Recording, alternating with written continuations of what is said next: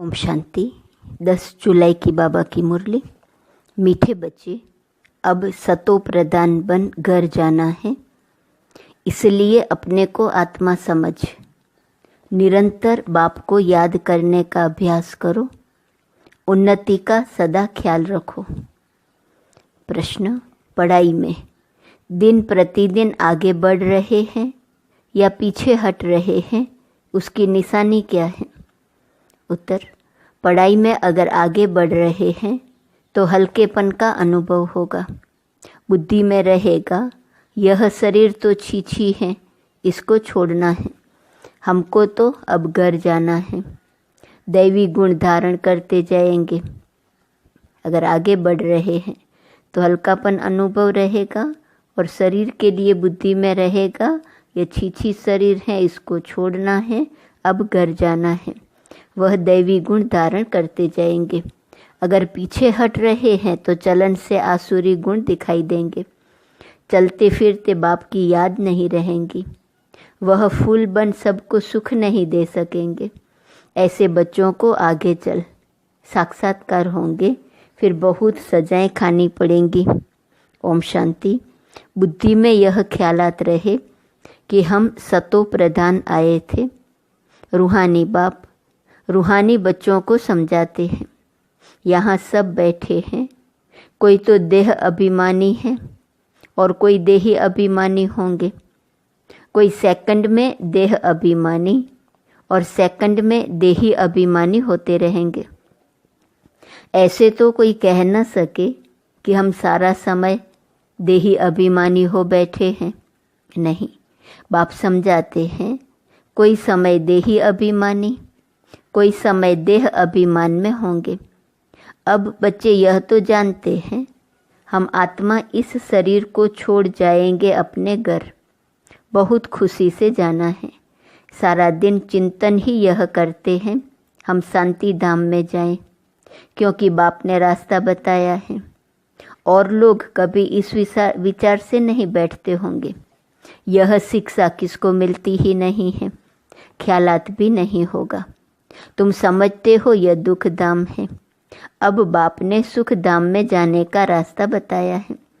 जितना बाप को याद करेंगे उतना संपूर्ण बन यथा योग्य शांति धाम में जाएंगे।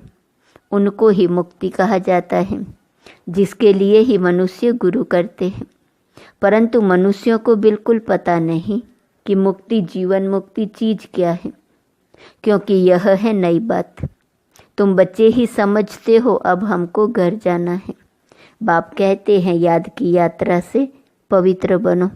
तुम पहले पहले जब आए श्रेष्ठाचारी दुनिया में तो सतो प्रधान थे।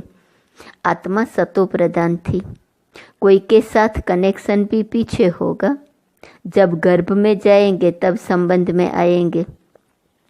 तुम जानते हो अभी यह हमारा अंतिम जन्म है। हमको वापिस घर जाना है। पवित्र बनने भी घर हम जा नहीं सकेंगे। ऐसे ऐसे अंदर में बातें करनी चाहिए, क्योंकि बाप का फरमान है उठते बैठते चलते फिरते बुद्धि में यही ख्याल रहे कि हम सतो प्रधान आए थे, अब सतो प्रधान बनकर घर जाना है। सतो प्रधान बनना है बाप की याद से, क्योंकि बाप ही पतित पावन है। हम बच्चों को युक्ति बताते हैं कि तुम ऐसे पावन हो सकेंगे। सारे सृष्टि के आदि मध्य अंत को तो बाप ही जानते हैं और कोई अथॉरिटी है नहीं। बाप ही मनुष्य सृष्टि का बीज रूप है। भक्ति कहाँ तक चलती है यह भी बाप ने समझाया है। इतना समय ज्ञान मार्ग, इतना समय भक्ति। यह सारा ज्ञान अंदर में टपकना चाहिए। जैसे बाप की आत्मा में ज्ञान है, तुम्हारी आत्मा में भी ज्ञान है। शरीर द्वारा सुनते और सुनाते हैं। शरीर बिगड़ तो आत्मा बोल ना सके। इसमें प्रेरणा व आकाशवाणी की बात नहीं होती। भगवानुवाच है तो जरूर मुख चाहिए, रथ चाहिए। गधे घोड़े का रथ तो नहीं चाहिए। तुम भी पहले समझते थे कलयुग अभी 40,000 वर्ष और चलना है। अज्ञान नींद में सोए पड़े थे, अब बाबा ने जगाया है। तुम भी अज्ञान में थे, अब ज्ञान मिला है। अज्ञान कहा जाता है भक्ति को। अब तुम बच्चों को यह ख्याल करना है, हम अपनी उन्नति कैसे करें, ऊंच पद कैसे पाएं, अपने घर जाकर फिर राजधानी में आकर ऊंच मर्तबा पाए। उसके लिए है याद की यात्रा। अपने को आत्मा तो जरूर समझना है। हम सब आत्माओं का बाप परमात्मा है। यह तो बहुत सिंपल है, परंतु मनुष्य इतनी बात भी नहीं समझते। तुम समझा सकते हो कि यह है रावण राज्य, इसलिए तुम्हारी बुद्धि भ्रष्टाचारी बन गई है। मनुष्य समझते हैं जो विकार में नहीं जाते हैं वह पावन है, जैसे सन्यासी हैं। बाप कहते हैं वह तो अल्पकाल के लिए पावन बनते हैं। दुनिया तो फिर भी पतित है ना। पावन दुनिया है ही सतयुग। पतित दुनिया में सतयुग जैसा पावन कोई हो नहीं सकता। वहाँ तो रावण राज्य ही नहीं, विकार की बात ही नहीं। तो चक्र लगाते घूमते फिरते बुद्धि में यह चिंतन रहना चाहिए। बाबा में यह ज्ञान है ना, ज्ञान सागर है तो जरूर ज्ञान टपकता होगा। तुम भी ज्ञान सागर से निकली हुई नदियाँ हो। वह तो एवर सागर ही है, तुम एवर सागर नहीं हो। तुम बच्चे समझते हो हम तो सब भाई भाई हैं। तुम बच्चे पढ़ते हो, वास्तव में नदियों आदि की बात नहीं। नदी कहने से गंगा जमुना आदि कह देते हैं। तुम अभी बेहद में खड़े हो। हम सब आत्माएं एक बाप के बच्चे भाई भाई हैं। अभी हमें वापिस घर जाना है, जहाँ से आकर शरीर रूपी तख्त पर विराजमान होते हैं। बहुत छोटी आत्मा है, साक्षात्कार होने से समझ ना सके। आत्मा निकलती है तो कभी कहते हैं माथे से निकली, आँखों से मुख से निकली, मुख खुल जाता है। आत्मा शरीर छोड़ चली जाती है तो शरीर जड़ हो जाता है। यह ज्ञान है। स्टूडेंट की बुद्धि में सारा दिन पढ़ाई रहती है। तुम्हारे भी सारा दिन पढ़ाई के ही ख्यालात चलने चाहिए। अच्छे अच्छे स्टूडेंट के हाथ में सदैव कोई न कोई किताब रहती है, पढ़ते रहते हैं। बाप कहते हैं तुम्हारा यह अंतिम जन्म है। सारा चक्र लगाकर अंत में आए हो तो बुद्धि में यही सिमरण रहना चाहिए। धारणा कर औरों को समझाना चाहिए। कोई को तो धारणा होती ही नहीं। स्कूल में भी नंबरवार स्टूडेंट होते हैं, सब्जेक्ट भी बहुत होती हैं। यहाँ तो सब्जेक्ट एक ही है, देवता बनना है। यही पढ़ाई का चिंतन चलता रहे। ऐसे नहीं पढ़ाई भूल जाए, बाकी और ख्यालात चलते रहे। धंधे वाला होगा, अपने धंधे के ही ख्यालात में लगा रहेगा। स्टूडेंट पढ़ाई में ही लगा रहेगा। तुम बच्चों को भी अभी पढ़ाई में रहना है। कल एक निमंत्रण पत्र आया था इंटरनेशनल योग कॉन्फ्रेंस का। तुम उन्हों को लिख सकते हो। तुम्हारा तो यह है हठ योग। इसकी एम ऑब्जेक्ट क्या है, इससे फ़ायदा क्या होता है? हम तो राजयोग सीख रहे हैं। परम पिता परमात्मा जो ज्ञान सागर है, वह रचयिता हमको अपना और रचना का ज्ञान सुनाते हैं। अब हमको वापिस घर जाना है। मन मना भव, यह है हमारा मंत्र। हम बाप को और बाप द्वारा जो वर्षा मिलता है उसको याद करते हैं। तुम यह हठ योग आदि करते हो, इसकी एम ऑब्जेक्ट क्या है? हमने अपना तो बताया कि हम ये सीख रहे हैं। तुम्हारे इस हठ योग से क्या मिलता है, ऐसा रिस्पॉन्ड नटसेल में लिखना है। ऐसे ऐसे निमंत्रण तो तुम्हारे पास बहुत आते हैं। ऑल इंडिया रिलीजियस कॉन्फ्रेंस का तुमको निमंत्रण आए और तुमको बोले आपका एम ऑब्जेक्ट क्या है, तो बोलो हम ये सीख रहे हैं। अपना जरूर बताना चाहिए। क्यों? यह राजयोग तुम सीख रहे हो। बोलो हम यह पढ़ रहे हैं, हमको पढ़ाने वाला भगवान है। हम सब ब्रदर्स हैं। हम अपने को आत्मा समझते हैं। बेहद का बाप कहते हैं अपने को आत्मा समझ, मामेकम याद करो तो तुम्हारे पाप कट जाएंगे। ऐसी ऐसी लिखत बहुत अच्छी रीति छपा कर रख दो। फिर जहाँ जहाँ कॉन्फ्रेंस आदि हो वहाँ भेज दो। कहेंगे यह तो बहुत अच्छे कायदे की बात सीखते हैं। इस राजयोग से राजाओं का राजा, विश्व का मालिक बनते हैं। हर 5000 वर्ष बाद हम देवता बनते हैं, फिर मनुष्य बनते हैं। ऐसे ऐसे विचार सागर मंथन कर फर्स्ट क्लास लिखत बनानी चाहिए। उद्देश्य तुमसे पूछ सकते हैं तो यह छपा हुआ रखा हो। हमारी एम ऑब्जेक्ट यह है। ऐसे लिखने से टेम्पटेशन होंगी। इसमें कोई हठ योग व शास्त्रार्थ करने की बात नहीं। उनको शास्त्रार्थ का भी कितना अहंकार रहता है। वे अपने को शास्त्रों की अथॉरिटी समझते हैं। वास्तव में तो वह पुजारी हैं। अथॉरिटी तो पूज्य को कहेंगे, पुजारी को क्या कहेंगे। तो यह क्लियर कर लिखना चाहिए हम क्या सीखते हैं। बीके का नाम तो मशहूर हो गया है। योग तो 2 प्रकार का है, एक है हठ योग, दूसरा है सहज योग। वह तो कोई मनुष्य सिखला न सके। राजयोग एक परमात्मा ही सिखलाते हैं। बाकी यह अनेक प्रकार के योग हैं मनुष्य मत पर। वहाँ देवताओं को तो किसके मत की दरकार नहीं, क्योंकि वर्षा लिया हुआ है। वह है देवताएं अर्थात दैवी गुण वाले। जिनमें ऐसे गुण नहीं उनको असुर कहा जाता है।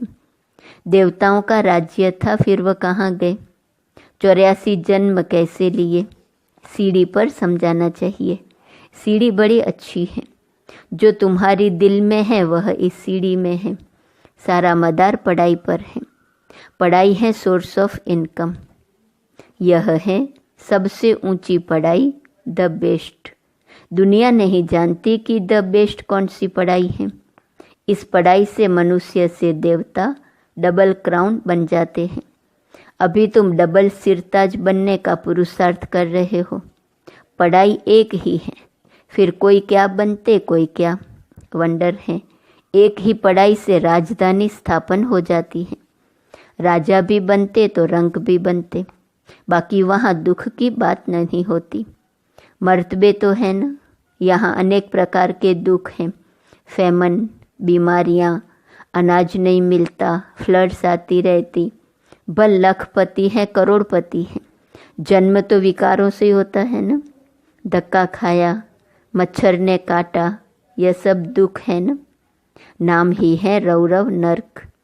तो भी कहते रहते फलाना स्वर्ग पधारा। अरे स्वर्ग तो आने वाला है, फिर कोई स्वर्ग गया कैसे? किसको भी समझाना तो बहुत सहज है। अब बाबा ने ऐसे अर्थात निबंध दिया है। लिखना बच्चों का काम है। धारणा होंगी तो लिखेंगे भी।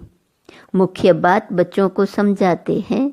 अपने को आत्मा समझो, अब वापिस जाना है। हम सतो प्रधान थे तो खुशी का पारावार नहीं था। अब तमो प्रधान बने हैं, कितना सहज है।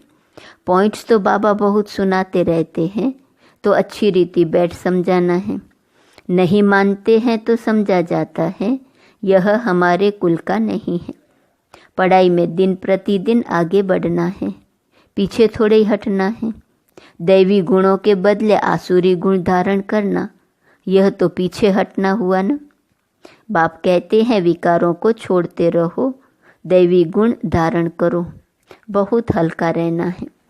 यह शरीर छीछी है, इसको छोड़ना है। हमको तो अब जाना है घर। बाप को याद नहीं करेंगे तो गुलगुल नहीं बनेंगे। बहुत सजाएं खानी पड़ेंगी। आगे चल तुमको साक्षात्कार होंगे, पूछेंगे तुमने क्या सर्विस की है। तुम कभी कोर्ट में नहीं गए हो? बाबा ने सब कुछ देखा हुआ है। कैसे वह लोग चोरों को पकड़ते हैं, फिर केस चलते हैं तो वहाँ भी तुमको सब साक्षात्कार कराते रहेंगे। सजाएं खाकर फिर पाई पैसे का पद पा लेंगे। टीचर को तो रहम आता है ना, यह नापास हो जाएंगे। यह बाप को याद करने की सब्जेक्ट सबसे अच्छी है, जिससे पाप कटते जाए। बाबा हमको पढ़ाते हैं, यही सिमरण करते चक्र लगाते रहना चाहिए। स्टूडेंट टीचर को याद भी करते हैं और बुद्धि में पढ़ाई भी रहती है। टीचर से योग तो जरूर होगा ना, यह बुद्धि में रहना चाहिए। हम सब भाइयों का एक टीचर है, वह है सुप्रीम टीचर। आगे चल बहुतों को मालूम पड़ेगा। अहो प्रभु तेरी लीला, महिमा करके मरेंगे, परंतु पा तो कुछ नहीं सकेंगे। देह अभिमान में आने से ही उल्टे काम करते हैं। देही अभिमानी होने से अच्छा काम करेंगे। बाप कहते हैं अब तुम्हारी वानप्रस्थ अवस्था है, वापिस जाना ही पड़ेगा। हिसाब किताब चुकतू कर सबको जाना है, चाहे व न चाहे जाना जरूर है। एक दिन ऐसा भी आएगा जो दुनिया बहुत खाली हो जाएंगी, सिर्फ भारत ही रहेगा। आधा कल्प सिर्फ भारत ही होगा तो कितनी दुनिया खाली होंगी। ऐसा ख्याल कोई की बुद्धि में नहीं होगा सिवाय तुम्हारे। फिर तो तुम्हारा कोई दुश्मन भी नहीं होगा। दुश्मन आते हैं क्यों? धन के पिछाड़ी। भारत में इतने मुसलमान और अंग्रेज क्यों आए? पैसा देखा, पैसे बहुत थे, अब नहीं है तो अब और कोई है नहीं। पैसे ले खाली कर गए। मनुष्य यह नहीं जानते। बाबा कहते हैं पैसा तो तुमने आपे ही खत्म कर दिया, ड्रामा प्लान अनुसार। तुम्हें निश्चय है हम बेहद के बाप के पास आए हैं।